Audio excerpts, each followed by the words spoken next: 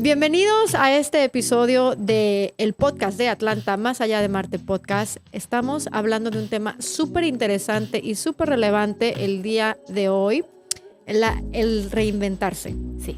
Y el hecho de que nunca es tarde para reinventarte. Yo sé que muchas personas a veces se sienten como atorados o atoradas en su vida, como que no avanzan, no saben si ir para atrás, para adelante, se sienten súper stuck. Uh-huh. Y llega alguna idea brillante, ¿no? De reinventarse, pero muy pocas personas tienen el valor de hacerlo. Y hoy tenemos como invitada a alguien que lo ha hecho y lo ha hecho muy bien. La sigo en sus redes. Gracias. Definitivamente hay un parteaguas, hay un antes y después de Martita Salmerón, que está con nosotros en el estudio hoy. Un aplauso. Gracias. Y bueno, me encantaría conocer bien los detalles de este proceso, Martita, porque creo que hay mucha gente que a lo mejor lo ha pensado, pero no sabe cómo, no se atreve o simplemente no sabe que es posible, ¿verdad? Sí. El reinventarte. ¿Cómo ves tú esto? Para ti, ¿qué significa la palabra reinventarte, por ejemplo? Bueno, no sé, empezamos por, yo creo que algo que fue fácil para mí fue que pude identificar cuáles eran mis pasiones. Uh-huh. O sea, para mí yo tenía muy claro que me gustaba el fitness y que me gustaba el fashion.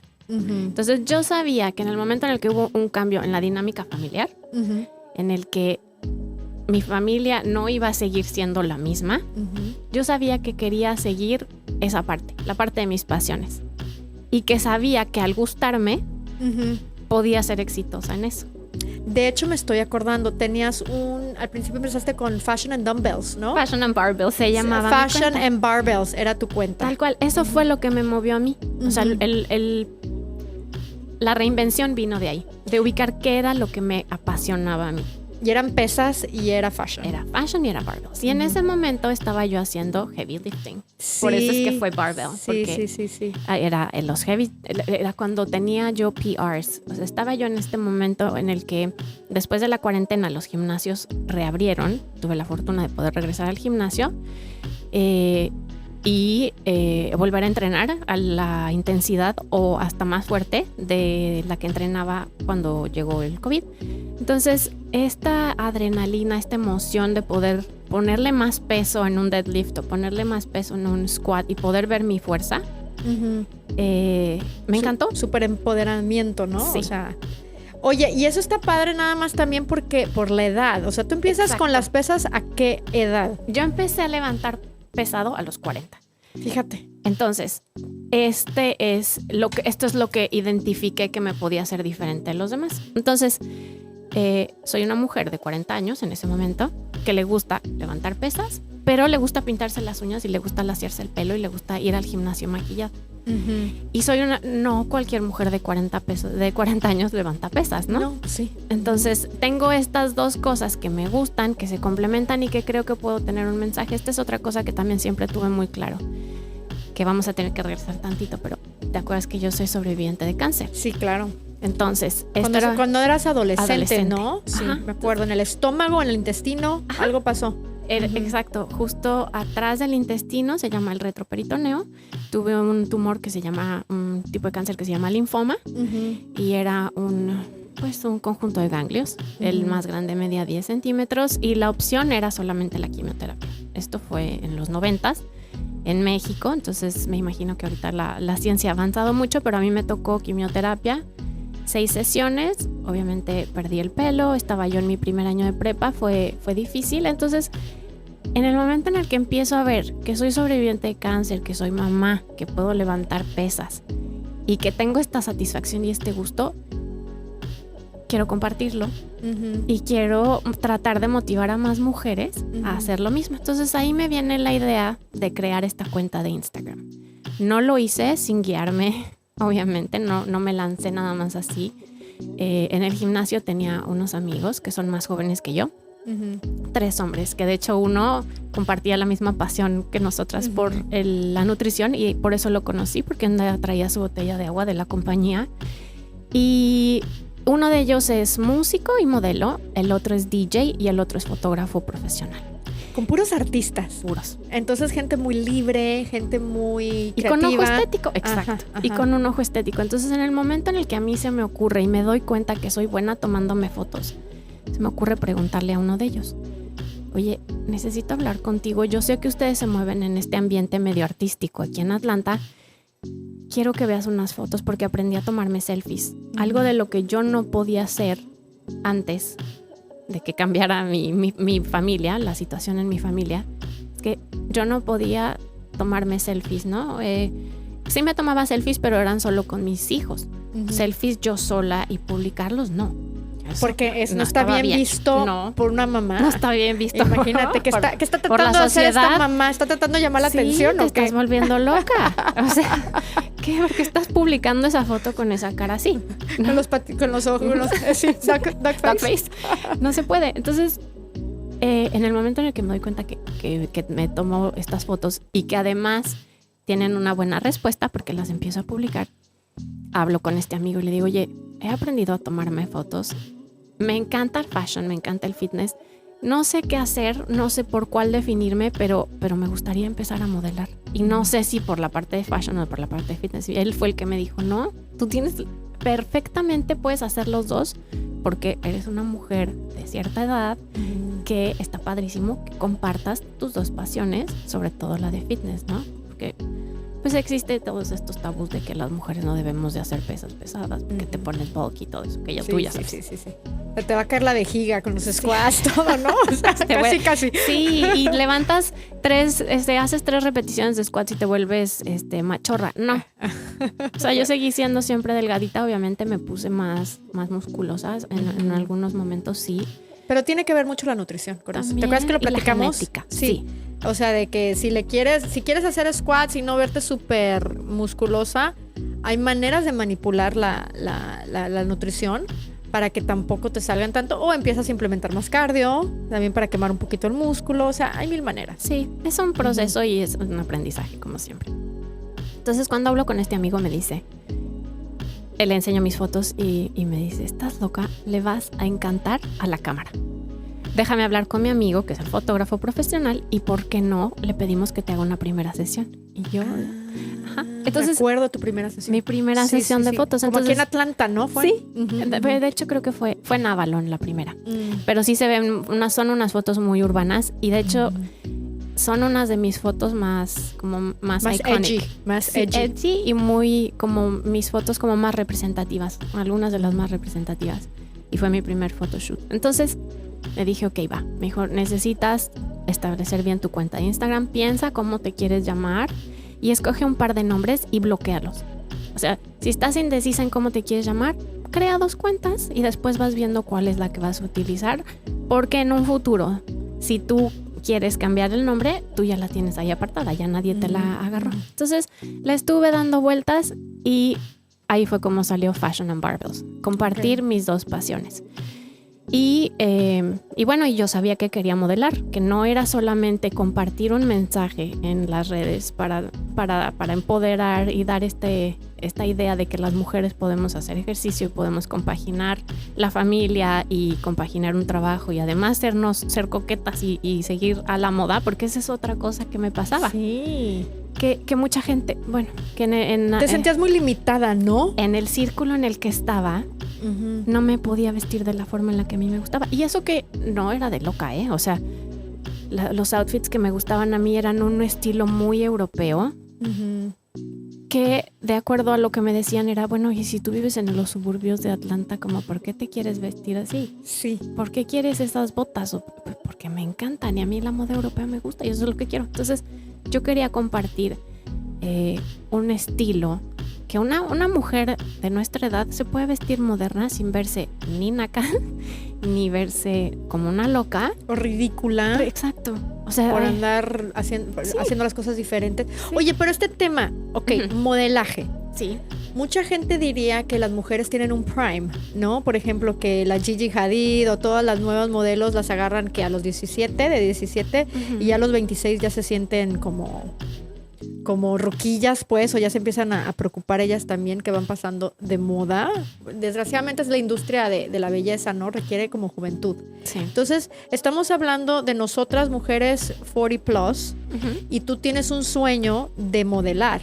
Sí. ¿Cómo logras implementar el modelaje con todo y el estereotipo de que, oye, niña, no tienes 19? Sí. O sea, ¿cómo te valió? ¿Me valió? ¿Por qué?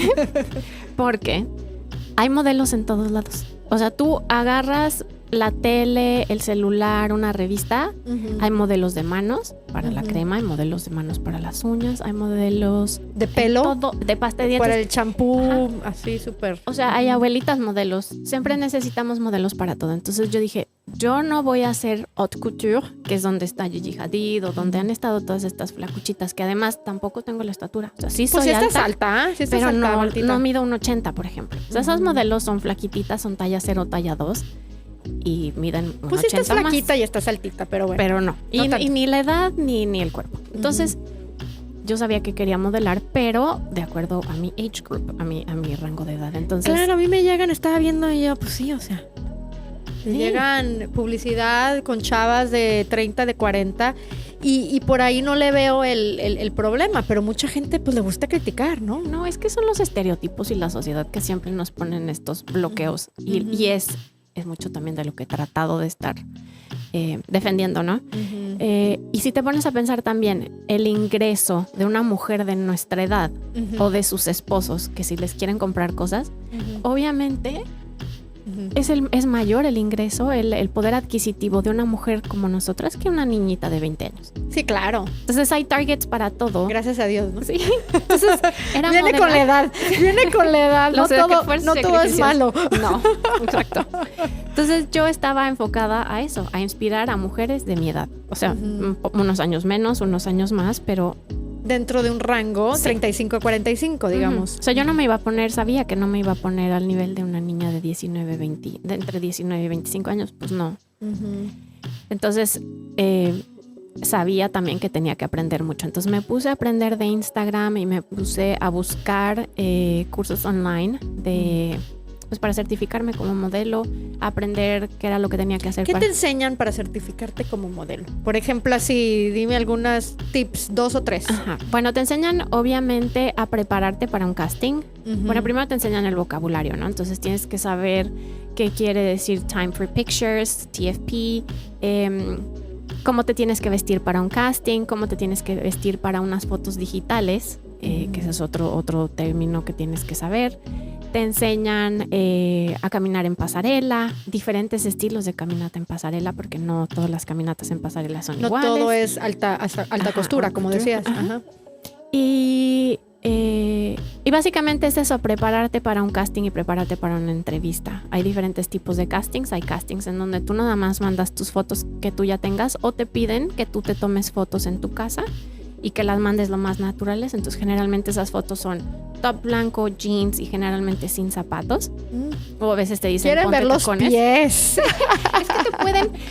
Si por ejemplo eso lo haces para una agencia te lo está pidiendo, la agencia te tiene ahí y es un catálogo. Entonces las empresas llegan y dicen, mira, esta no me gusta a lo mejor su cara, pero me gustan sus piernitas y sus piecitos, quiero que modele mis zapatos. Entonces eso es lo que aprendes en los cursos de modelaje. Te enseñan cómo desenvolverte en una entrevista, qué es lo que tienes que decir. ¿Por qué les importa a alguien que te va a contratar como modelo? ¿Por qué les importa tu entrevista? O sea, ¿qué te preguntan? Porque a lo mejor te llaman para comerciales.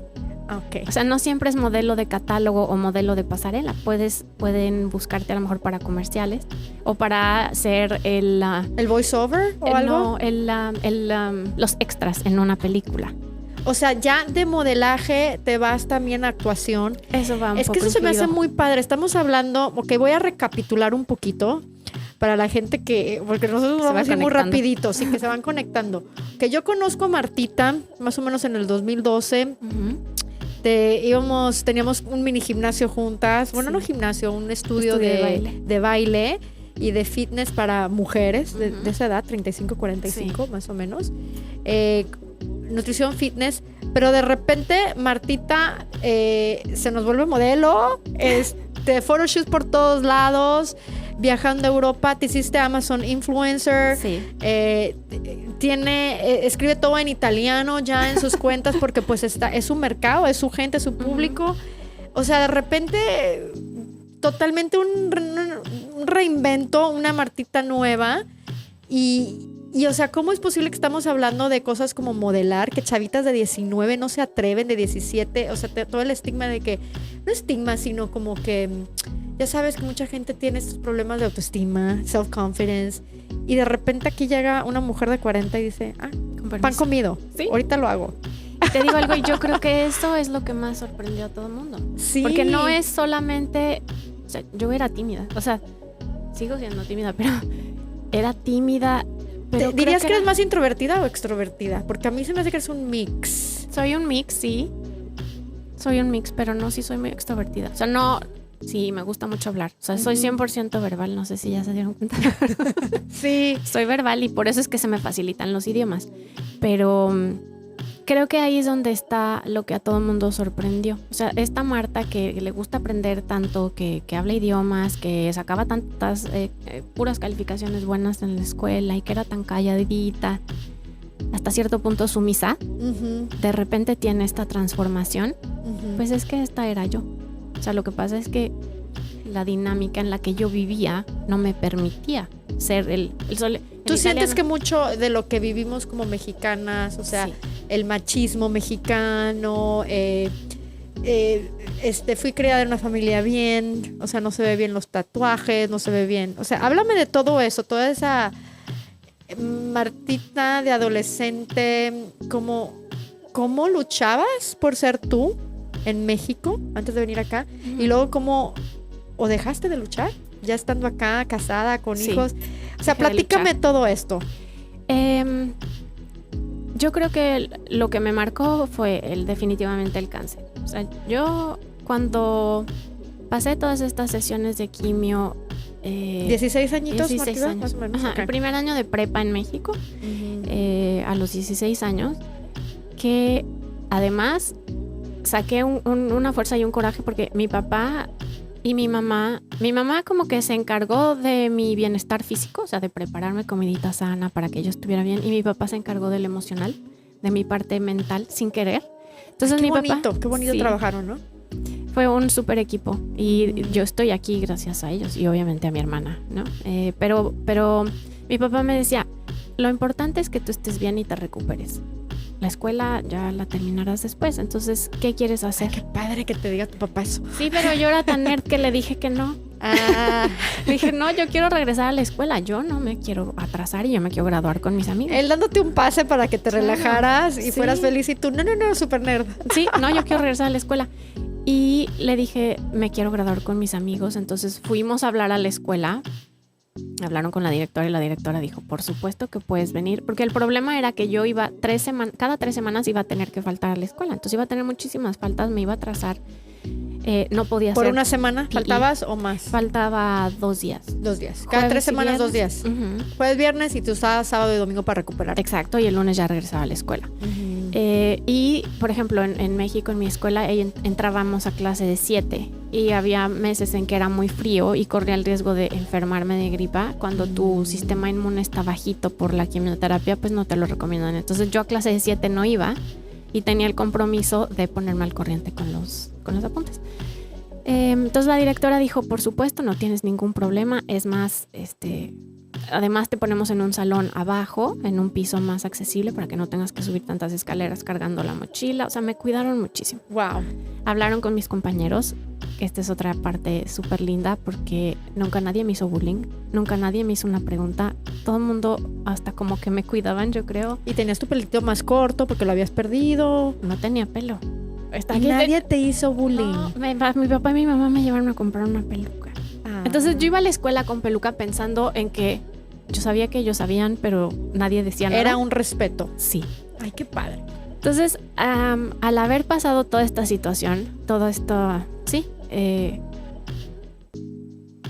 yo decía, bueno, me quiero poner otro arete en la oreja y mi mamá me decía, no, es que eso no se ve bien. Y yo, ay, mami, por favor, o sea, después de todo lo que pase, ¿me vas a decir que no me puedo poner otro hoyito en la oreja? O sea, vencí un cáncer, me quiero poner otro hoyito en la oreja. Y entonces me llevaba a regañadientes, pero decía, bueno, que voy a darle por su lado. Y me daba por mi lado, pero hasta cierto punto no me dejaban más. Por otro lado... ¿Y todo esto nacía de por ejemplo, que tú querías otro piercing? ¿Era fashion? De moda. ¿Era que tú lo veías que se veía padre y quiero uno? Sí. O sea, por ejemplo, no sé si te acuerdas, pero cuando nosotras estábamos en prepa es cuando se pusieron de moda las uñas de colores. O sea, las uñas azules. Nunca en la vida una mujer se había pintado las uñas azules. Ya en esa época que se pone de moda, por ejemplo, No Doubt con Gwen Stefani o están The Cranberries. Toda esta época así como rock alternativo así. Pues para eso era lo que me gustaba a mí. A mí me gustaba el rock. A mí me gustaba Oasis, a mí me gustaba Green Day. Sí, obviamente me gustaba Luis Miguel Timbiriche, pero yo era media rocker. Entonces esa era mi personalidad y yo lo buscaba por imitar como cualquier jovencita. Entonces obviamente pues no me dejaban hasta cierto punto. Pero algo que fue bien padre es que en el momento en el que empiezo a aprender idiomas, que es en este año de prepa, empiezo a aprender francés. Inglés ya lo tenía porque mi escuela era bilingüe. Empiezo a aprender francés. Cuando me graduó de prepa les digo a mis papás, me quiero ir a Francia.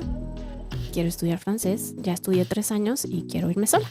Entonces, a estudiarlo bien, ¿verdad? No de libros, sino con la gente. No, irme a una escuela y estar viviendo en París y caminar por las calles y subirme al metro. Y esto hasta cierto punto en México, en el tipo de escuela en el que estudié yo, pues era más o menos lo que buscábamos varias, ¿no? O varios amigos. Algunos incluso hasta se iban un año sabático. Entonces... mi papá me dijo, sí, claro, te puedes ir. Y mi mamá dijo, no, o sea, estás loco. Acaba de sobrevivir un cáncer hace 2 años que terminó la quimioterapia y la estás dejando irse a París sola. Si la dejas ir, es tu responsabilidad. Cuando los papás dicen eso, ¿verdad? Fue por tu culpa, que tú la dejaste. Y no, bien telenovela. Y gracias a Dios salió súper bien. Mi papá confiaba mucho en mí. Teníamos una relación muy bonita. Y pues así era yo, era viajera, era rockera y de independiente hasta donde me dejaban. Entonces, cuando llego a vivir aquí a Estados Unidos, me tengo que enfocar en trabajar, en sacar adelante mi familia. Viví situaciones difíciles de visa, o sea, con migración, nos tocó una crisis económica también. La del 2008-2009, ¿no? Ajá. Que estuvo pésima esa. Fue horrible. Y recuperarte de ahí fue muy difícil. Entonces me olvidé de mí, me olvidé de lo que me gustaba a mí, me enfoqué en trabajar. Y tenía niños chiquitos. Bebecitos. Sí, eran bebés. Sí. Entonces me olvidé de lo que me gustaba, me olvidé del ser rockera y obviamente también pues la sociedad, ¿no? No, 2 aretes ya no se ven bien, ¿no? Las uñas, una mujer que es mamá se las pinta de rojo. ¿Cómo te las vas a pintar de French azul? manicure. O de morado, Ajá. sí. Y yo, no, pero es que a mí me gusta morado en invierno. No, las uñas son rojas o French manicure. Entonces, pues fui accediendo por... ¿Comodidad? Sí, por no tener problemas, porque estábamos lidiando yo creo que también con otras cosas que yo decía, bueno, pues pick your battles. Es más importante esto, ¿no? Sí. Y así me fui dejando a un lado Marta. Yo en ese momento no sabía que Marta cuenta. Yo lo aprendí a mis 40 años. O sea, yo aprendí que Marta, que nosotros como individuos, nuestro valor más importante es la libertad. No estoy hablando ni de libertinaje, ni estoy hablando de que ahora estoy sola y puedo viajar por el mundo. No, me refiero a la libertad de escoger, de vestirte. Cositas tontas, como me voy a hacer un tatuaje aquí bonito, una mariposita. O hablar, estar en una reunión en donde estás con amigos y poder expresarte sin que te vean feo, sin que te pateen por abajo de la mesa. Cositas así que van deteriorando las cosas, que te van privando y te van haciendo chiquita. Sí, claro. Hay un momento en donde tú dices, no me reconocí. ¿Hay algún momento en que dices, Marta, ¿qué pasó? Yo creo que cuando toqué fondo, que fue cuando cumplí los 40, estaba yo en un momento de ansiedad horrible, que yo te digo, con lo que he pasado con el cáncer, con la situación económica, con de venir aquí a Estados Unidos, exacto, con una... extrañar. Sí. nunca había estado tan mal como en ese momento. En ese momento dije, ¿qué pasa? ¿Qué está pasando aquí? ¿Cuáles son los síntomas? ¿Cómo se siente uno cuando está tocando fondo o cuando sabe que las cosas tienen que cambiar? Cuando tú sabes, esto tiene que cambiar, no puede seguir así, o sea, ¿qué es lo que sentías en tu alma, en tu ser? Yo soy muy sonriente, soy alegre y perdí esa parte. Y por otro lado... ¿Te lo decía la gente? ¿O tú misma te veías? Y yo misma me lo veía, ajá. Y la gente me lo notaba también. Sí me lo notaba. La gente que te ama siempre sabe, ¿no? Sí. Y te como que te manda algunas pistas. Sí, pero pues cuando tú estás de necia y de terca, pues no mucha gente te puede sacar. Eres tú quien tiene que darse cuenta. Total. Entonces, yo siento todo en el estómago. Hay gente que a lo mejor se le refleja en la espalda, hay gente que en la cabeza, a mí en el estómago. Entonces, para mí la ansiedad era esta molestia en el estómago y falta de aire. Entonces yo me sentía ansiosa, angustiada. Ahí fue cuando dije, no, las cosas no están bien y tienen que cambiar. No sé cómo empezar, no sé qué voy a hacer. Y también coincide con los 40 y todo esto coincide también con las hormonas, ¿no? Que ya están jugando un papel importante en nuestras vidas. Sí. Y nos están queriendo avisar. O sea, tu cuerpo siempre avisa cuando no está bien. Ese nudo que tú hablas en el estómago o en la garganta o donde sea, es tu cuerpo queriéndote, tu sistema nervioso, queriéndote avisar de algo que no está bien. Te manda una alerta, estoy 100% de acuerdo. Y yo... derivado de la quimioterapia, mi tiroides dejó de funcionar. O sea, a partir de que terminé con la quimioterapia, empecé con tratamiento para la tiroides y desde ahí siempre lo tomo. Entonces, mi tiroides siempre tiene que estar bien regulada.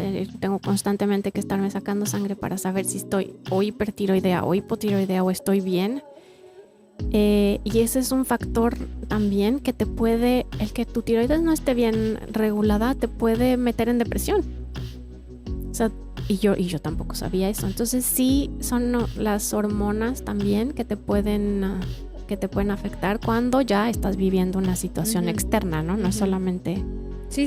Es que es todo. Se junta todo. Lo interno, lo externo, la edad, las circunstancias de la vida, la crisis, si el matrimonio está bien o no, si los hijos te estresan o no. O sea, todo. Y a esto agrégale, o sea, cuando yo toco fondo es diciembre de 2019. 2 meses después llega COVID. Espérame tantito, tu papá también. ¿En qué momento tu papá fallece? En diciembre de 2019, en esta Navidad en donde te digo que yo ya estaba muy mal y con muchos nervios y miedos, etcétera, es la última Navidad que lo puedo ir a ver y me doy cuenta que él, ¿te acuerdas que su enfermedad pues era progresiva, ¿no? Porque Parkinson, pero ya yo lo vi ya muy malito y yo dije, ya no me va a durar mucho. No podía viajar inmediatamente, o sea, yo regresé en diciembre, regresé a Atlanta, pero no podía regresar inmediatamente a México porque estaba esperando arreglar mi situación migratoria, tenía que arreglar algunos papeles, no podía viajar. Cuando finalmente llega la oportunidad de poder viajar para ir a ver a mi papá, porque yo sabía que ya no faltaba mucho, nos encierran en cuarentena, viene el lockdown y nos encierran, que fue tipo el 19, 16 de marzo. Mi papá fallece el 6 de abril. Wow. O sea, ni siquiera estábamos bien enterados, teníamos miedo, no sabíamos el COVID, o sea, ¿qué era? Nada más sabíamos que las fronteras estaban cerradas, que no podíamos salir de nuestras casas, que nos teníamos que... Había reportes de hospitales horribles de Europa, muertes. Te llegaban unos reportes que era... por ejemplo, yo me acuerdo que yo leía que América no se estaba preparando bien. O sea, América, estoy hablando de todo el continente americano. Sí. Porque en Europa hay unas muertes y los hospitales sobresaturados. ¿Y escuchabas estas historias de terror? Claro, porque empezó en Asia, de ahí se pasó a Europa y de Europa vino para acá. Entonces nosotros íbamos como que retrasados. Sí. Y nos decían, tómenlo en serio. Sí. Me acuerdo que porque al principio, pues... Aquí en Georgia se tomó más o menos en serio. O sea, la verdad, ya para junio, julio. No, ahí es cuando yo volví al gimnasio. Por ejemplo. Exacto. El gimnasio abrió en junio, yo ya estaba ahí. Exactamente. Me lavaba las manos 80 veces, pero yo ahí estaba. Sí, exacto. O sea, eso me ayudó. Además, el gimnasio, desde hace 10 años que te conozco, que fue cuando más... Porque yo antes, pues no es que fuera couch potato, pero me enfoqué tanto en trabajar aquí.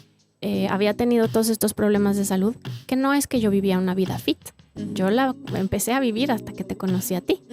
Por haber trabajado en esta empresa de nutrición, es que entra, ahí es donde se desarrolla mi pasión por el fitness. Entonces me doy cuenta que no es solo por verme bien, ¿no? O porque mi cuerpo cambia, sino que me da una sanidad, me ayuda mentalmente a estar más por tranquila. Salud mental. Yo siempre he dicho que la mejor manera de combatir a veces el estrés o la misma depresión son con las hormonas, Endorphins. las endorfinas que salen después del ejercicio. Sí.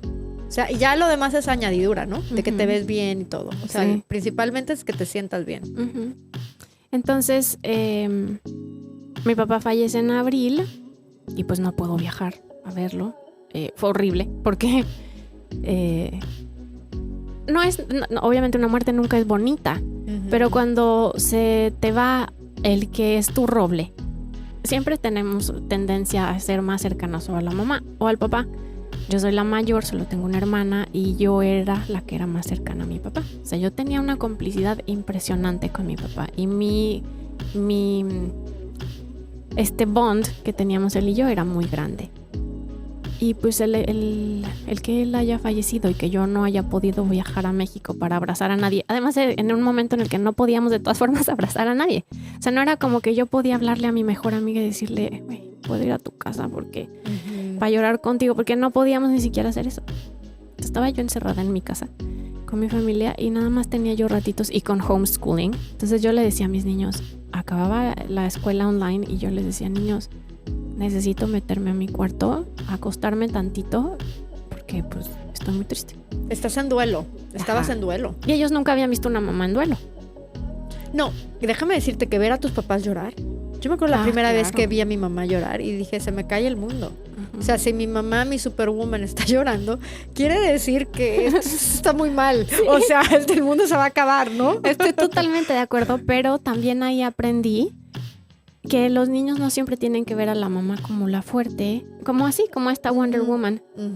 Los niños también tienen que aprender a reconocer las emociones y nosotros tenemos que enseñarles cómo. Entonces era muy importante, y esto me lo dijo mi terapeuta. Yo, gracias a Dios, en este diciembre de 2019, que me doy cuenta que no estoy bien, empiezo con terapia por sugerencia de mi hermana.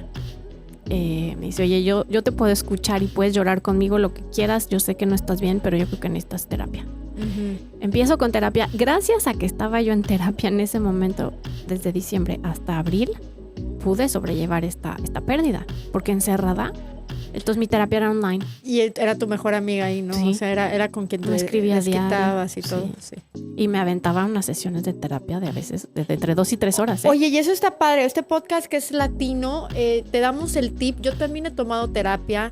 Es algo que siempre hemos promovido en este podcast para tu salud. Sí. Que lo puedes hacer desde México. O sea, te puedes conectar por Zoom con terapeutas muy profesionales que conocen nuestras tradiciones, nuestra cultura y son más baratos.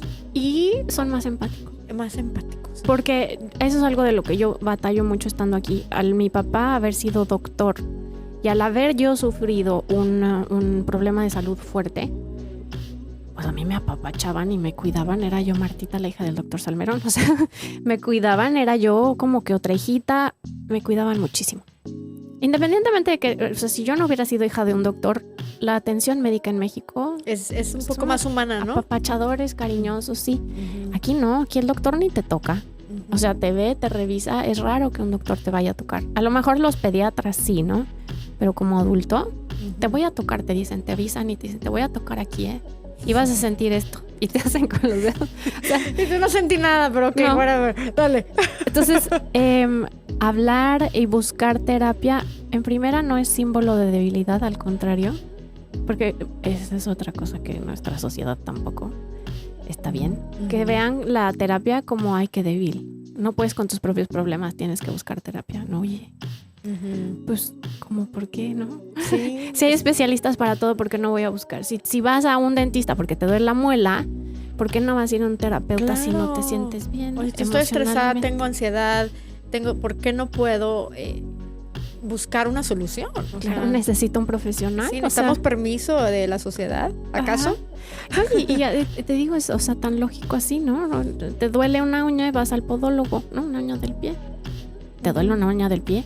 O sea, porque te duele aquí, estás con una opresión en el pecho, con ansiedad, no puedes dormir, sabes que las cosas no están bien, se vale buscar terapia.